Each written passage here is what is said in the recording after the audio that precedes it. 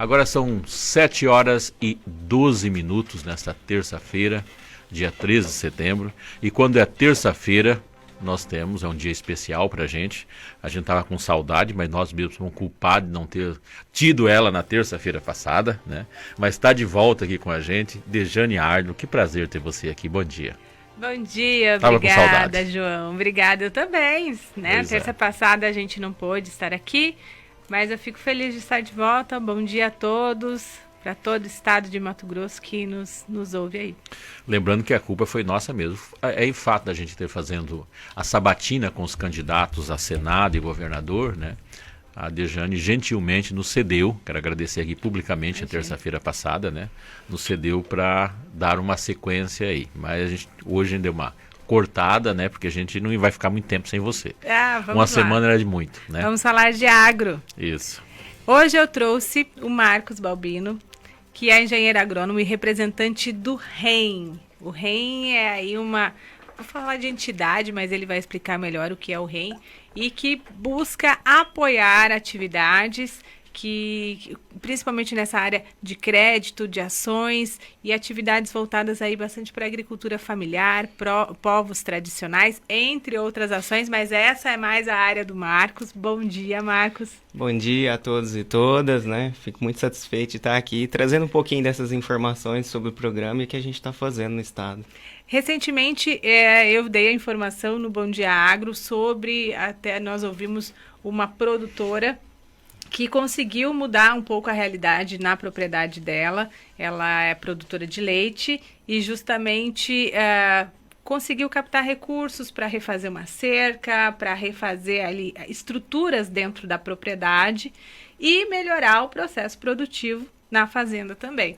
E eu gostaria que você explicasse o que é o REM, né? O que é essa atividade que já tem aí uns 3, 4 anos no estado, né? Isso, exatamente, né? O programa REM, ele é uma premiação que o estado de Mato Grosso recebe do governo da Alemanha e do Reino Unido por ter cumprido aí durante uma série de 10 anos, né? Diminuído esse desmatamento das florestas aqui no estado. Então, é um reconhecimento desses países, né? Que vem aí desses acordos internacionais, das COPs, onde premia estados, né? Ou países que conseguem cumprir com essa função. E esse recurso ele vem para a gente aplicar em desenvolver estratégias, aumentar a eficiência, né? No caso do subprograma de agricultura familiar, o qual eu estou como coordenador, a gente apoia aí a agricultura familiar, povos e comunidades tradicionais nas suas cadeias produtivas. Então envolve o leite, como você disse, né? E a gente tem uma série de projetos que a gente está apoiando no estado e outros que estão em elaboração nesse momento, né?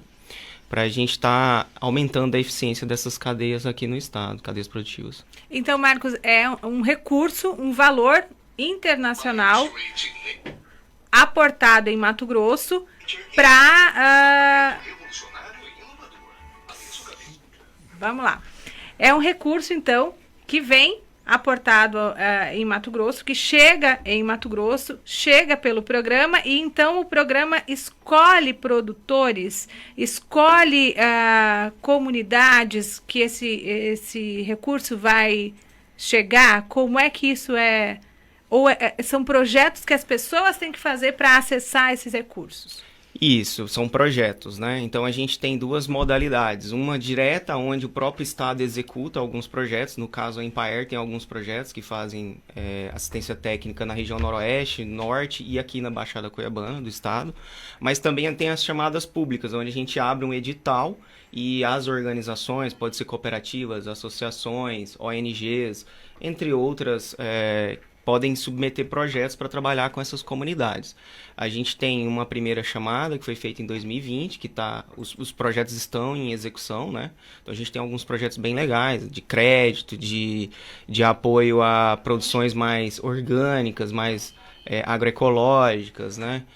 Trabalhamos aí com fruticultura, com extrativismo, né? de produtos florestais não madeireiros. Mas também a gente está agora com uma outra frente, onde a gente vai tentar estruturar melhor essas cadeias, principalmente da sociobiodiversidade, né? para que a gente consiga fortalecer essas cadeias produtivas, que envolve castanha, baru, pequi, né? São várias cadeias.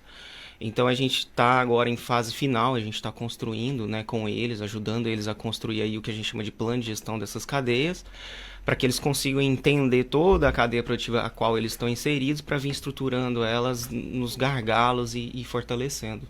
E essa primeira fase de recursos também tem algumas condicionantes, ou seja, esse recurso internacional ele continua chegando, mas o Estado tem que cumprir algumas metas? Sim, existe um gatilho, né? Que o Estado não pode passar no ano um número de 1.700 e alguma coisa hectares, né? Não pode ultrapassar isso para de desmatamento. Isso, de desmatamento, para que ele possa receber o próximo desembolso. No caso dessa primeira fase do programa REN, né, a gente tinha 3 parcelas de desembolso e felizmente a gente conseguiu segurar o desmatamento nesse período e a gente já recebeu essas 3 parcelas. O total de recursos dessa primeira fase é 44 milhões de euros, né? Então eles já estão em caixa, então agora a gente está fazendo essas chamadas para ir liberando esses recursos para esses projetos. E aí, assim, são várias cadeias, como você colocou, que principalmente auxilia na gestão, na produção, mas também auxilia um problema que eu vejo muito nas propriedades, que é o pós. Muitas vezes o produtor sabe fazer, sabe produzir, mas ele não sabe encaixar o produto dele no comércio. Essa atividade também auxilia? Exatamente, a gente apoia todas essas ações, né? Mas essa última chamada que eu citei, que o subprograma tá em execução, a gente traz aí um processo até de mentoria, né? Então, o que seria isso? A gente contratou um serviço de consultoria que vai estar apoiando essa visão, né, com esses produtores, com essas organizações, para não ficar só no elo ou na etapa da produção, da coleta, né? Ou algumas de beneficiamento. Então, também enxergar a parte de comercialização, a parte de logística, a parte de venda, outros mercados, né? Para que a gente também possa viabilizar aí, maior valor agregado e que também o público que está comprando lá na ponta, né, o consumidor, possa também reconhecer todas essas etapas que tem nessa cadeia e valorizar isso, né? Porque não é só produzir, né? Tem uma história atrás desse produto, tem uma comunidade que trabalha com esse produto. Tem, por exemplo, a questão ambiental, onde está sendo preservado. Então, tudo isso tem que ser valorizado para que todas essas etapas da cadeia se sintam confortáveis, né? E atraídas ali para continuar no processo e melhorar ainda mais. É mais ou menos nesse sentido. João Edson, essa é uma questão, né, que muitas pessoas que estão aí nos ouvindo não conhecem, né, a realidade do Estado, não sabem que esse Estado é tão produtivo e tão preservado, né? E aí essas entidades, esses países aí, Reino Unido, Alemanha, vêm a Mato Grosso, reconhecem as atividades, reconhecem essa preservação e ainda aportam recursos aqui pelo REN, né? Que chega aí pelo REN, e o REN faz toda essa valoração, reúne essas comunidades, reúne esses produtores, agrega mais valor na produção deles, porque o Estado é preservado. Eu ouvindo aqui o Marcos, né? A gente faz uma dimensão, né, da evolução, primeiro a evolução da questão do trabalho do campo, né? E esse entendimento, cheguei até a escrever alguns artigos sobre isso em relação ao agro, né? Que eu falo o agro que se comunica mal, justamente para dizer, a agricultura hoje ela é organização e comunicação, né? A importância de se comunicar. É interessante porque nós somos fiscalizados por países que historicamente nunca fizeram nada pelo processo, né? E muitos deles vêm aqui, reconhecem, aportam questões financeiras, e outros interesses estabelecem debates muitas vezes cruéis e duros. Então, se a gente não comunicar bem, se não organizar essas coisas, né, Marcos, a gente fica em desvantagem na retórica, embora na prática seja muito bem feito, né? Exatamente, né? Essa questão da produção, principalmente Sim. aqui em Mato Grosso, que é uma referência do agronegócio, Sim. né? Você está sendo reconhecido por nações desenvolvidas, né? que aqui se tem aí um processo de preservação, né? Então, assim, você tem uma produção muito forte, né? Sim. E também tem uma preservação. Então, acho muito importante isso que você falou, da gente saber vender isso também, né? Contar essa história. Então, tá faltando isso, acho que é isso. Até porque a gente utiliza linguagens antigas que elas perpetuaram através do tempo. Uma delas é veneno, né? Hoje não se utiliza nem a palavra e nem mais usa veneno, né? Só que todo mundo que vê um avião passando lá, olha, estão jogando veneno de avião. Ou seja, essas interpretações elas são muito pesadas e não condiz com uma realidade, né? Sim, exatamente. E a gente tem que incentivar também processos em que a gente utilize menos ainda, né? Porque hoje em dia a gente tem tecnologias, né? A própria Embrapa está trazendo muitas tecnologias que evita utilizar, né? No caso, os agrotóxicos, porque de uma forma ou de outra faz mal. Só que também não é utilizado de uma forma indiscriminada, né? No sentido de, vou passar pulverizando aqui. Óbvio que tem algumas pessoas que fazem isso na maldade, mas não é a grande maioria, ninguém fica jogando dinheiro fora, assim. Exatamente, é isso que eu ia falar, dinheiro fora, porque o produto, né, o defensivo agrícola, caríssimo, ele é extremamente caro. Nas últimas safras ainda os custos foram muito mais elevados. Então, é um produto que é regrado mesmo na propriedade. Sem falar de fiscalização, né? Fortíssimo. Exato, em cima. É como um remédio. Eu gosto de comparar como um medicamento. Ele há prescrição, ele precisa ter um receituário agronômico de uso, de manipulação e de aplicação. Então, é altamente controlado. As embalagens, inclusive, retornam, né? Porque a fiscalização sabe exatamente o que a propriedade tem, o que a propriedade comprou. Então, o que ela tem que devolver em embalagens nos centros de distribuição para que essa embalagem seja reciclada e retorne aí para a indústria, vire novos produtos. Nesse trabalho, Marcos, como que vocês analisam essa questão? Me parece que o enfrentamento interno, discutindo aqui as questões comerciais, né? Mas o enfrentamento interno tem hora que parece que é mais forte do que o externo, né?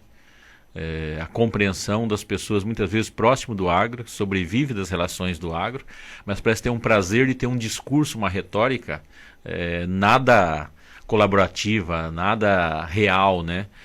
Estabelecer e propagar, inclusive, publicitações muitas vezes não verdadeiras em relação ao agro. Como vocês convivem com esse processo? Como estão lidando com isso? Na era das fake news.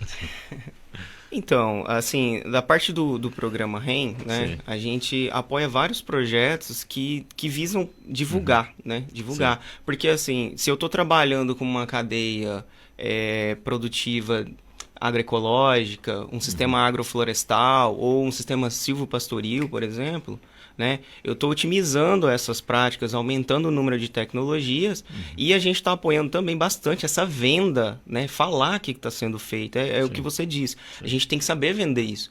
E a gente sabe, por exemplo, tem outros subprogramas, né? Que estão trabalhando a pecuária sustentável, né? Trabalhando uma certificação, por exemplo, de uma soja, algo nesse sentido. Então, assim, a gente precisa saber vender essas técnicas que estão sendo aplicadas aqui e acabar um pouco com esse misticismo, essa fala, igual você falou, né? Uma fala atrasada, né? A gente já está trabalhando com a tecnologia de ponta aqui, principalmente no estado de Mato Grosso, né? Que é referência. Muitas atividades já sendo desenvolvidas aqui há décadas, né? A gente fala aí, por exemplo, o plantio direto na soja, em que não se faz mais o gradeamento das terras e se planta soja, que começa agora daqui uns dias, é só chegar a chuva, né? Vai ter um novo plantio de soja. Isso é feito na lavoura que está ainda com a palhada da cultura anterior, seja a terceira safra de feijão ou ainda a palhada de milho. E esse plantio direto é uma atividade reconhecida aí até pelo Plano ABC, como uma agricultura de baixo carbono. E já se faz isso há muito tempo. Muitas vezes o produtor nem tem esse conhecimento de que o que ele está fazendo, né, para evitar erosões, para melhorar a qualidade do solo, também é uma agricultura de baixo carbono. E nesse período que ele é mais crítico em função das queimadas, tá, final da seca, né, a gente dá uma olhada. Se existe alguém no mundo, né, que tem interesse em cuidar da terra e não ter fogo nela, é justamente o agricultor, né? E é incrível como que essa coisa ela sempre roda o entendimento que vem muitas vezes, principalmente para o urbano, para o ser urbano, né? Não, é o pessoal que está colocando fogo aí para plantar. Gente, colocar fogo para plantar eram coisas utilizadas meados do século passado, né? Hoje não se utiliza mais isso. Você não vai queimar. É um conjunto de elementos que serve de adubo, que serve de... que causa economia lá na frente, né? Quem está queimando? Não tem nada a ver, gente. Tem mais focos de fogo hoje urbanos, né? Em locais criminosos, do que propriamente em... Muitas vezes beira de estrada que Sim. acaba atingindo uma área de lavoura, mas o fogo... E quando atinge é prejuízo, né? Quando passa numa área de lavoura, ele tira muitos nutrientes e muita Sim. base, essa própria palhada, né? Que Isso. fica, que vai servir, que é importante para a próxima produção. Bom, mas, Marcos, eu gostaria só de entrar num assunto que você citou, mas eu quero detalhar um pouquinho mais antes da gente se despedir. E justamente a questão do crédito. Existem seriam bancos próprios que atendem o REM e como as pessoas podem ter acesso porque muitas vezes essa é uma dificuldade, né? Ter acesso em bancos convencionais. Sim, nessa primeira chamada, né, do subprograma de agricultura familiar, a gente apoia 2 projetos que trabalham nessa linha de fortalecer o que a gente chama de banco solidário, né? É um fundo que é colocado, né, nessa instituição que faz a gestão desse projeto, e a ideia desses fundos é que os próprios produtores, a própria comunidade que vai fazer a liberação ou não desses recursos. É muito interessante isso, porque a gente consegue liberar em microcréditos, né, com essa iniciativa, onde o próprio público é quem seleciona ou não, que barra ou não. E como que isso acontece? Então eles passam por um treinamento, a comunidade, eles formam ali um núcleo, né? E esse núcleo ele delibera se vai para frente ou não vai, se vai ser apoiado ou não vai aquele crédito para um morador ali da sua própria comunidade, né? Esse recurso ele vai para a compra, a aquisição de algum bem, alguma coisa, e ele retorna aos pouquinhos, né, para esse fundo com uma pequena correção, para que ele seja liberado novamente. Então, a ideia é ficar girando esse dinheiro nessas comunidades o tempo todo, para que eles consigam comprar pequenas coisas, porque se você vai para o banco, né, tem uma série de exigências, e normalmente o banco espera um projeto maior. Então, se fazer um projeto aí de 10, 15 mil reais, 20 mil no máximo, já é um projeto que gera uma quantidade de documentos, uma quantidade de burocracias, que é normal, né? O banco tem que ter essas garantias. Nesse caso, tem mais essa questão da confiança e de fortalecer essa comunidade, né? Então, a gente tem 2 projetos, um com IOV e um com ICV, ambos ali na região norte e noroeste do estado. A gente tem um pouco mais de R$500 milhão nesses 2 fundos, né? E pelo que a gente já vem acompanhando, eles já deram um giro nesse valor, né? Então já começa a voltar e já começa a girar de novo. Então é um negócio muito interessante, uma iniciativa bem bacana, que a gente faz questão de estar mostrando, porque a gente espera que isso também seja replicado no restante do estado, né? Então está funcionando muito bem lá, a gente questiona esses projetos para que eles também consigam ampliar mais, né, para outras regiões do estado. E é o fortalecimento dessas comunidades, dessas famílias, com a permanência dessas famílias também no campo, uma vez que elas têm como investir, tudo isso retorna para a própria propriedade, né? Verdade. Respondendo o nosso ouvinte, o Gustavo Manzano, né, que ele perguntou ali, quando a gente falou do fogo, quem é responsável pelas beiradas das BRs? Gustavo, se a BR for ainda pública, não for concessão, a responsabilidade é do DENIT. Quando ela é concessão, nós temos aqui o caso da Rota Oeste, a responsabilidade é da concessionária. No caso das estaduais, a responsabilidade é da Cinfra. Mas quando ela é privatizada, quando ela tem lá um pedágio, a responsabilidade da concessionária daquele pedágio, tá? Respondendo às suas questões aí. São eles que precisam fazer a roçada e Exatamente. fazer a manutenção, deixar essas áreas limpas aí também. Verdade. 7h31. Agradecer o Marcos, né? Legal essas coisas que a gente mostrar. Dá orgulho, né? Coisas... Essa é uma questão. A gente se orgulhar da produção que tem, dessa preservação que se tem, saber que temos limites a cumprir, continuar mantendo esse trabalho que é feito, porque são investimentos que são direcionados ao Estado, que estão ajudando comunidades, e as comunidades saberem que podem contar com esses recursos também. Isso significa primeiro mundo. A gente briga com a questão do primeiro mundo. O campo está chegando mais rápido ao primeiro mundo que a vida urbana aqui, né? A gente está falando lá de proteção da natureza. Quando a gente vê um copinho voando aqui do carro para fora, da janela do carro para fora, a gente sabe que isso não é proteção, ao contrário, é agressão. Né? É isso mesmo. Obrigada, João. Eu que agradeço. 7h32. Obrigado, Dejane. Aguardamos, vamos fazer de tudo para a próxima terça-feira não ter problema para a Dejane estar aqui. Marcos, muito obrigado. Muito obrigado a todos e todas, né? E aí aquela mensagem do programa REM que vale a pena manter essa floresta em pé, que ela também é lucrativa, né? Tem várias atividades aí que a gente pode extrair, são produtos muito apreciados por nós, né, da sociedade aqui urbana, mas também lá fora, onde a gente também pode estar vendendo. Muito obrigado. Eu agradeço e realmente não há necessidade dessa derrubada. Sim. A gente vê aí essa produção sendo cada vez mais produtiva, a lavoura sendo cada vez mais produtiva, né, sem a necessidade de abertura de novas áreas e ainda a oportunidade de se converter áreas de pastagem que não são utilizadas hoje em agricultura também. E a floresta fica em pé. É o nosso orgulho. Verdade.